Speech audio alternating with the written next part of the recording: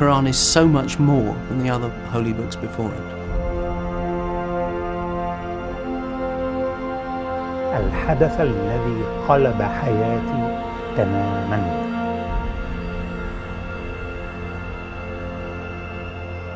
سيروا في الأرض وانظروا واعلموا. Go out and get it.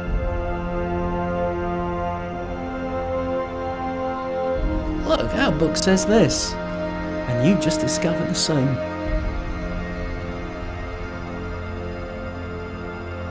إننا نعيش هنا والآن ذلك العصر العلمي الذهبي.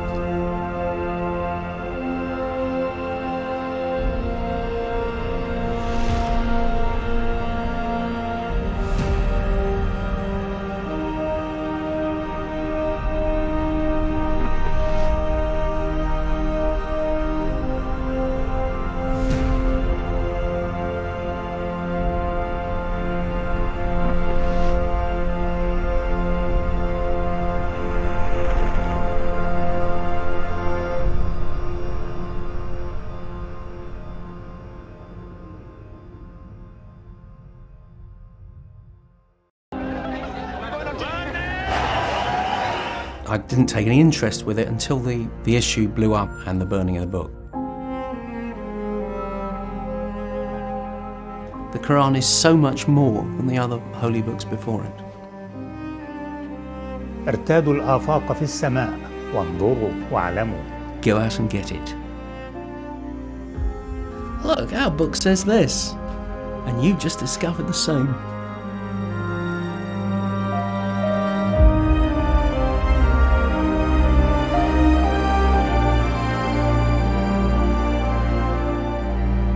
قرأت لأول مرة عن إسلام عقيد الشرطة البريطاني ريتشارد فارلي في لقاء له مع صحيفة الشرق الأوسط نشر في 13 من فبراير من عام 2010. كان الحدث الذي مثل نقطة التحول في حياة العقيد ريتشارد فارلي هو اضطراره للبحث عن نسخة من القرآن الكريم لكي يواجه تحدياً كان مقدراً له.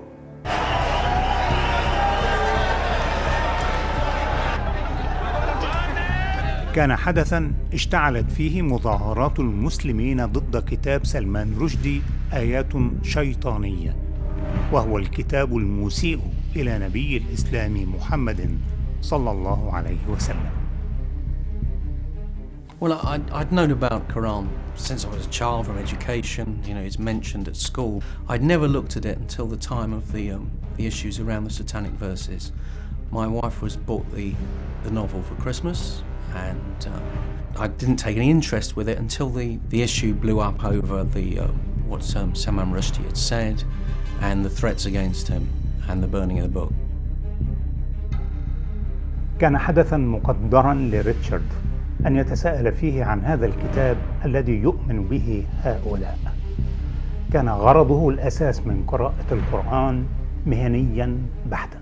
So, out of interest, I sought a Quran, and I bought a copy of the Yusuf Ali translation of the Quran in Hampstead from a bookshop, and read it because I felt it was something I, as a police officer, needed to know more about, because it was such a controversy and it was affecting relationships between Muslims and the community.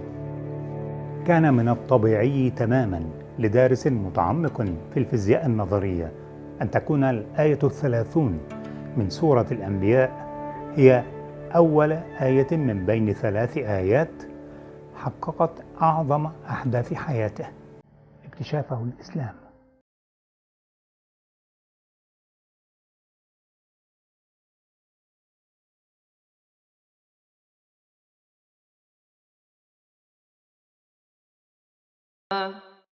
To me, when I read it, I immediately thought of the Big Bang Theory and the formation of the universe.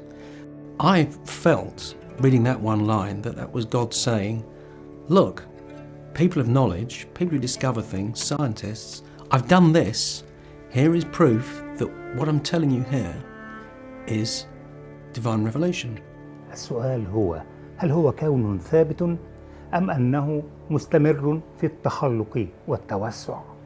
إنها الآية 47 من سورة الذاريات. والسماء بنيناها بأيد وإنا لموسعون. In Surah 51, verse 47, the Quran clearly talks about God expanding the universe with his power. And that to me was very clearly a reference to what we know now about the way the universe is expanding almost at the speed of light in all directions. And something that was only discovered in the last 100 years and referred to by Hubble and other scientists.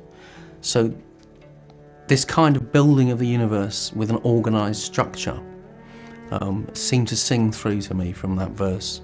استغرقته الرحلة 4 أعوام ليصل متفكرا إلى الجزء 30 من القرآن الكريم. The Quran is so much more than the other holy books before it. ولكي يلخص رحلته إلى الهداية في 4 كلمات قرآنية: رقا ففتقناهما، لموسعون، أوتادا. وصل فارلي أخيرا إلى الآيتين 6 و7 من سورة النحل.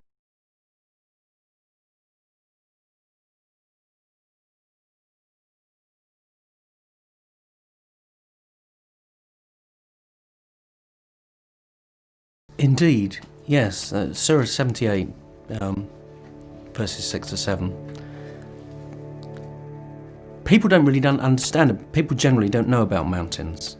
The mountains in the earth float almost like icebergs. They are much lighter material than the material underneath.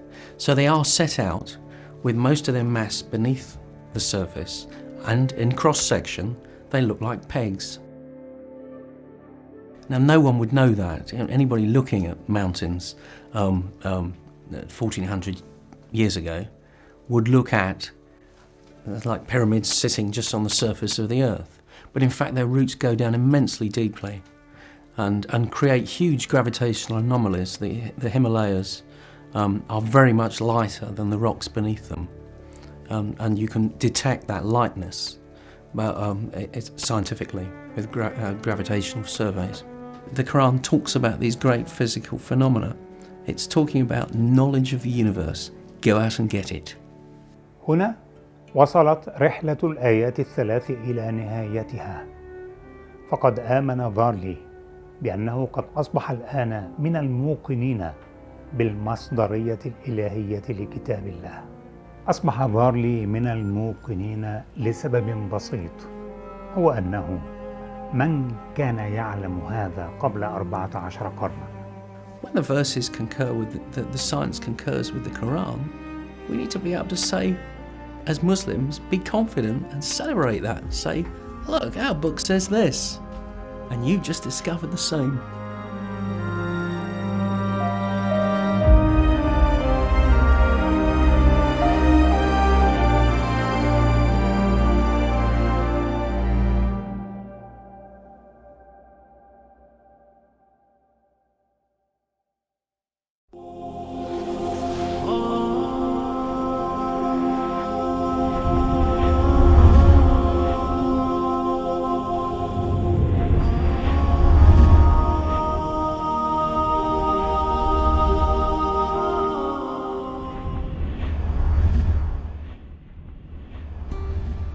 In an entry titled Quran and Science in his 1994 book, Struggling to Surrender, Some Impressions of an American Convert to Islam, mathematics professor at Wisconsin University and writer Jeffrey Lang quotes verses 2 and 3 from chapter 67.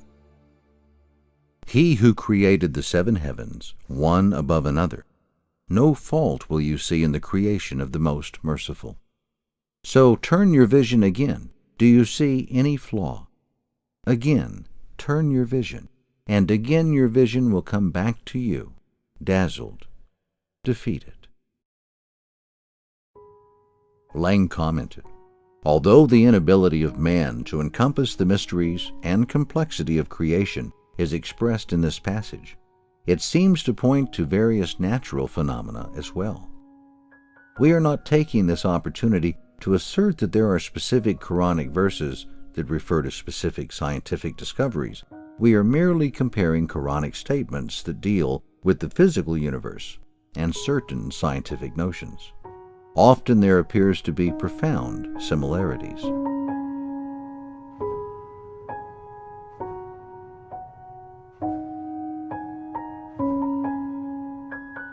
Lang continued, but more notably, as Bukai observes, the Quran is distinguished from all other works of antiquity that describe or attempt to explain the workings of nature in that it avoids mistaken concepts. For in the Quran, many subjects are referred to that have a bearing on modern knowledge, without one of them containing a statement that contradicts what has been established by present-day science.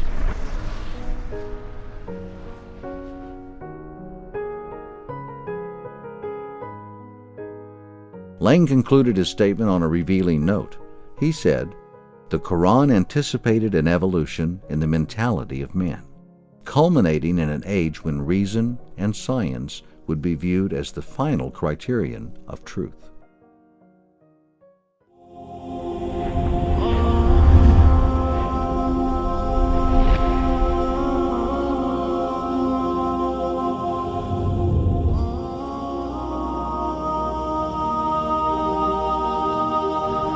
One day I'm guarding this gate. I'm armed up with my weapon guarding this gate. And this truck approaches. And the truck approaches and it gets closer to the gate. And I'm telling the truck to stop. I'm saying stop, stop, stop, stop, telling the truck to stop. The truck stops, the driver gets out, and he starts walking towards the gate. Well, I tell him, I say, you have to stop. I'm yelling at him, stop, stop, stop, stop, stop, stop. And the whole time he's coming at me, he has this smile on his face. So I'm thinking in my head, this man is crazy. This man is loony. He's out of his mind. I don't know what's wrong with him. But something was telling me not to shoot. Something was telling me not to pull the trigger. So I didn't.